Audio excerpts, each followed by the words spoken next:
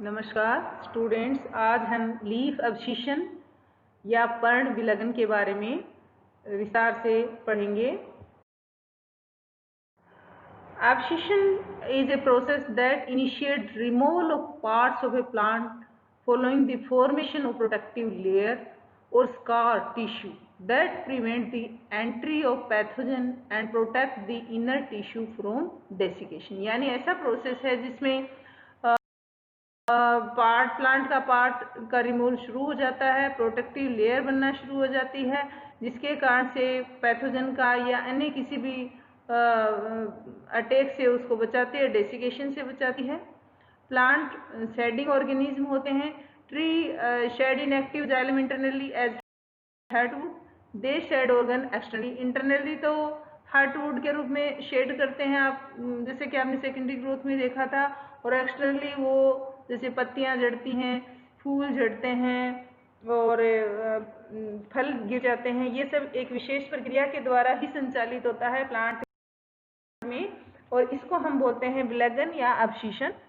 नुरमान और बेल नामक साइंटिस्ट थे, उन्होंने बताया कि पोपुलस है, टैक्सोडियम है, टेराबिया प्लांट में जो आइसोलेशन या अवशिषण के कारण से न केवल लीफ, फ्लावर, फ्रूट्स अपितु ब्रांचेस भी पौधे से अलग हो जाती हैं इन प्लांट्स के अंदर।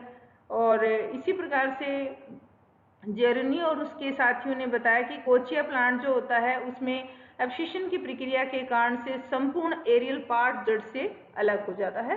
तो जब वुडी डाइकोट प्लांट्स के अंदर और जिम्नोस्पर्म्स की लीव डेथ के पश्चात उसमें लीव बेस्ड टिश्यू में होने वाले परिवर्तनों की वजह से ही झड़ती है या अवशिषण प्रदर्शित करती है। एक डिसिडस ट्री की परिपक्व लीफ या पत्ती के आधारीय सिरे पर एक कोशिकाओं का नैरो जोन दिखाई देता है, जिसको हम बोल देते हैं। और यहाँ पर आप डायग्राम में देख सकते हो अवशिषण जोन, नैरो जोन जो दिखाई दे रहा है उसको हम अवशिषण जोन कहते हैं। ये स्टेम है, ये इसकी पेरिड्रम है, ये इसकी ब्रांच है। यहाँ पर आप क्या देख रहे हो कि इसके अंदर सेपरेशन लेयर का फॉर्मेशन होता है, यहाँ पर प्रोटेक्टिव लेयर का फॉर्मेशन होता है, और ये है अवशिषण जोन। इस एरिया की कोशिकाएं जो होती हैं अपने आसपास वाली कोशिकाओं से क्या होती है, हिस्टोलॉजिकल डिफरेंस प्रदर्शित करने लग जाती हैं, थोड़ा चेंज दिखाई देने लग जाता है इनके टिश्यू ऑर्गेनाइजेशन में। और बाहर से हम इसको देखेंगे तो थोड़ी सी इसमें क्या दिखाई देती है, ग्रूव, खांच बनना शुरू हो जाती है, धीरे धीरे अंदर की तरफ खांच बनना शुरू हो जाती है, इसकी पहचान होती है। इसके अतिरिक्त इस क्षेत्र की कोशिकाओं का रंग भी एपिडर्मल लेयर की तुलना में कुछ अलग हो जाता है, और इस एरिया में वस्कुलर टिश्यू मुख्यतः मध्य भाग में कॉन्सेंट्रिक रहता है, और इसमें स्क्लेन काइमा, कोलन काइमा लेस डेवलप्ड होते हैं या पूर्णतः अनुपस्थित हो जाते हैं। और अवशिषण जोन में कोशिकाओं की दो परतों को आसानी से हम देख सकते हैं, दो परत हमें दिखाई दे जाती है धीरे धीरे। जहाँ से प्लांट का कोई भी पार्ट अगर हट रहा है, अलग हो रहा है, तो हमें उसमें क्या दिखाई देना शुरू हो जाता है, दो लेयर दिखाई देना शुरू हो जाती हैं, जिसमें ये लेयर आप इसके अंदर देख सकते हो। ये देख रहे हो आप, एक लेयर ये, एक लेयर ये। तो फर्स्ट लेयर है उसको हम बोलते हैं अवशिषण लेयर या सेपरेशन लेयर। ये वाली लेयर है, इसको अवशिषण लेयर भी बोल सकते हैं, या आप इसको सेपरेट करने वाली लेयर या सेपरेशन लेयर भी आप बोल सकते हैं, जिसके द्वारा तथा इसकी एक्टिविटी के कारण से लीफ का तने या शाखा से अलग होना होता है। इसके कारण से लीफ तने से या शाखा से अलग हट जाएगी। और दूसरी है प्रोटेक्टिव लेयर, जो कि आपको डायग्राम में दिखाई दे रही है। यहाँ भी आप देख सकते हैं प्रोटेक्टिव लेयर है, और ये सेपरेशन लेयर सेपरेट कर रही है प्लांट की किसी पार्ट को, ठीक है। यहाँ पर भी आप देख रहे हो सेपरेशन लेयर का मैग्नीफाइड व्यू आपको दिखाई दे रहा है। दूसरी सेल्स से इसकी सेल्स जो होते हैं वो डिफरेंट आपको दिखाई दे रही हैं, यहाँ आप इसको देख सकते हो। ये जो देखो, ये बड़ी सेल्स दिखाई है, थोड़ी नैरो पोर्शन यहाँ पर आपको दिखाई दे रहा है। दूसरी है प्रोटेक्टिव लेयर, जो कि लीफ की अवशिषण लेयर की सेल्स के डेसिकेशन से बचने और विलग्न क्षेत्र से फंगस और पैरासिटिक फंगस या माइक्रोब्स के प्रवेश को रोक देती है। यानी यहाँ पर प्रोटेक्शन यहाँ पर ब्लॉकेज कर दिया है, जिससे बाहर से कोई भी माइक्रोब या कोई भी डेसिकेशन, पानी का लॉस होना, वो सारी प्रक्रियाएं यहाँ पर ये ब्लॉकेज हो जाता है, जिससे प्रोटेक्शन प्लांट को मिलता है और किसी भी प्रकार का पैरासिटिक अटैक इस प्लांट के अंदर नहीं होगा।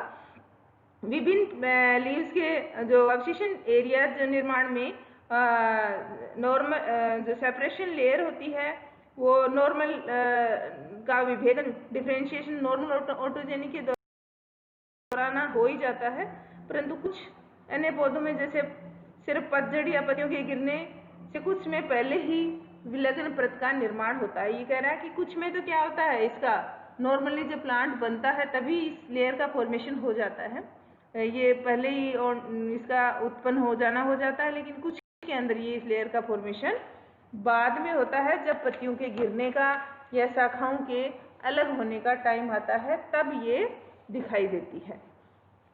हेजमैन के अनुसार लीफ अवशेषण के दौरान वैसे तो अनेक बायोलॉजिकल एक्टिविटीज होती हैं, बहुत सारी बायोलॉजिकल एक्टिविटीज होती हैं, बायोलॉजिकल प्रोसेस होते हैं, लेकिन सभी प्रक्रियाएं किसी एक प्लांट स्पीसीज में पत्ती के गिरने या अभिलग्न के समय नहीं होती, सारी की सारी।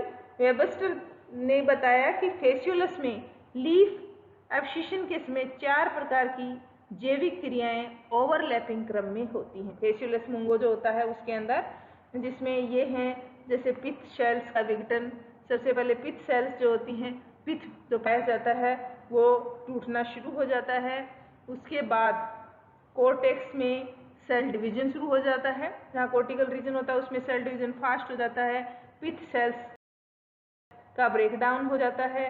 फिर उसके पश्चात सेल्स का इलोंगेशन होना शुरू हो जाता है, डिफरेंशिएशन होना शुरू हो जाता है, फिर उसके बाद डिफरेंट होना शुरू हो जाती है इससे।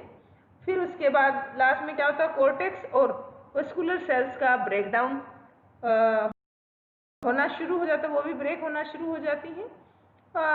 पूरिया ने के अनुसार अवशेषण में पेरेन्काइमेटस सेल्स का लिग्निफिकेशन भी हो जाता है, पेरेन्काइमेटस सेल्स लिग्निफाइड हो जाती हैं। वेसल्स एलिमेंट्स में टाइलोसिस का निर्माण हो जाता है, जो कि हम पहले भी पढ़ चुके हैं सेकेंडरी ग्रोथ में। सीव एलिमेंट्स में कैलोज का डिपोजिशन हो जाता है, ताकि फूड और वाटर का ट्रांसलोकेशन और फूड का ट्रांसलोकेशन रुके, और डिपोजिशन भी हो जाता है। लीफ अवशेषण की अंतिम प्रक्रिया में लीफ बेस सेल्स जो होते हैं, लीफ का जो बेस होता है जहाँ पर लीफ लगी रहती हैं, लीफ सेल बेस में की सेल वॉल जो हैं उनमें एंजाइमेटिक डिग्रेडेशन शुरू हो जाता है। एंजाइम उसको डिग्रेड करना शुरू कर देते हैं, क्योंकि भित्तियों में मुख्य रूप से क्या पाई जाती है, मिडल लेमिला। इस प्रक्रिया में मिडल लेमिला से कैल्शियम और पैक्टिन का रिमूवल प्रारंभ हो जाता है, और सेलुलोज वॉल के अपघटन के कारण से निरंतर जारी रहता है। अंत में बाद में क्या होता है, स्टेरिफाइड वेसल एलिमेंट्स या जो भी स्क्लेनकाइमा के जो भी एलिमेंट्स बने रहते हैं वो रप्चर्ड हो जाते हैं, टूट जाते हैं, और सवन वस्कुलर टिश्यू की कोशिकाओं के बीच में मिडल लेमिला भी विघटित हो जाती है।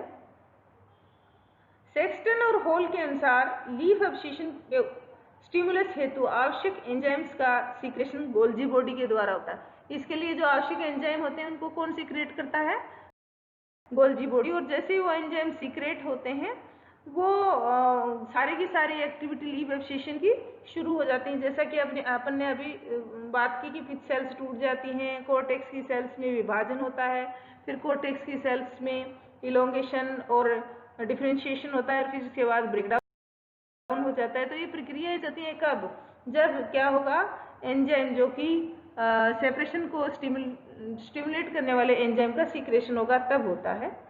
इसी प्रकार से कुछ जो स्पीसीज हैं उनमें फिजिकल स्ट्रेस के कारण से, जैसे तेज हवा है, तूफान है, आंधी है या ओले इत्यादि के कारण से आइसोलेशन की या अवशेषण की प्रक्रिया होती है। इसी प्रकार से कुछ हार्मोन्स जो होते हैं, जैसे ग्रोथ हार्मोन, जैसे कि ऑक्सिन है, जो लीफ अवशेषण को क्या करता है, इनहिबिट करता है, रोकता है। ऑक्सिन जो है वो लीफ अवशेषण को रोकेगा, परंतु इथाइलिन जो हार्मोन होता है, जिसको हम राइपनिंग हार्मोन कहते हैं, वो लीफ एब्सिशन को स्टिमुलेट करेगा, जल्दी से लीफ उसके कारण से अगर इथाइलिन हार्मोन का फॉर्मेशन हो जाता है तो लीफ का एब्सिशन जल्दी होता है। अगर ऑक्सिन का हो जाता है तो लीफ का एब्सिशन नहीं होगा। इनके द्वारा कुछ ऐसे एंजाइम भी सीक्रेट होते हैं जो सेल वॉल को डिग्रेड करते हैं। तो इस प्रकार से हम देख सकते हैं कि लीफ एब्सिशन के कारण लीफ का ब्रांच का एब्सिशन जब होगा तो सबसे पहले जो एक्टिविटीज होती हैं वो एंजाइम का सीक्रेशन करना गोल्गी बॉडी के द्वारा, फिर उसके बाद जो एरिया जहाँ से कोई पार्ट प्लांट का सेपरेट हो रहा है उसका डिफ्रेंशिएशन होना, वो दूसरे अपने पास वाले एरिया की तुलना में वहाँ पर सेल्स का अलग प्रकार से रोल दिखाई देना। ये देखो यहाँ पर सेल्स अलग प्रकार की दिखाई दे रही है, सेल्स अलग प्रकार की दिखाई दे रही हैं, जिसके कारण से सेपरेशन लेयर या एब्सिशन लेयर का फॉर्मेशन होना और इसी के साथ एक दूसरी लेयर जिसको हम प्रोटेक्शन के लिए आवश्यक होती है या माइक्रोबाइल अटैक से बचाने के लिए प्लांट को आवश्यक होती है, उसका फॉर्मेशन होता है।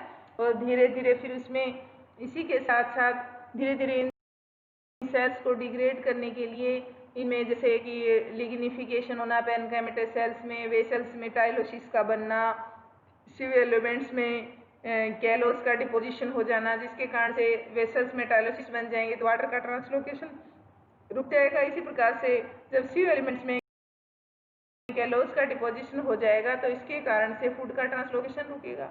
इसी प्रकार से एंजाइमेटिक डिग्रेडेशन होने शुरू हो जाएंगे, मिडल लेमेला का वीकटन होगा, कैल्शियम जो लेयर होगी वो पेक्टिन का रिमूवल हो जाएगा, सेलुलोज का अपटन भी स्टार्ट हो जाएगा। इसी प्रकार से वेसल एलिमेंट्स जो कि स्क्लेराइड्स होते हैं यानी डेड सेल्स के बने होते हैं वो फट जाते हैं और धीरे धीरे मिडल लेमेला सभी क्या हो जाएंगी, विघटित हो जाएंगी। अल्टीमेटली जो जेनेटिक फैक्टर के साथ साथ ही कुछ फिजिकल स्ट्रेस जैसे कि विंड है या तूफान आना है, आंधी ओले इत्यादि के कारण से भी विलगन की प्रक्रिया होती है।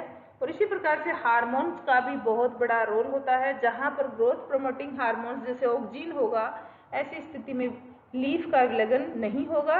लेकिन अगर हार्मोन राइपनिंग हार्मोन किसी प्लांट के पार्ट्स में बढ़ जाता है तो ऐसी स्थिति में लीफ या ब्रांच का एब्सिशन जल्दी होता है। इनके द्वारा ही कुछ एंजाइम सीक्रेट किए जाते हैं जो कि सेल वॉल डिग्रेडेशन में एक्टिव होते हैं। तो इस प्रकार से हमने लीफ एब्सिशन के बारे में विस्तार से थैंक यू।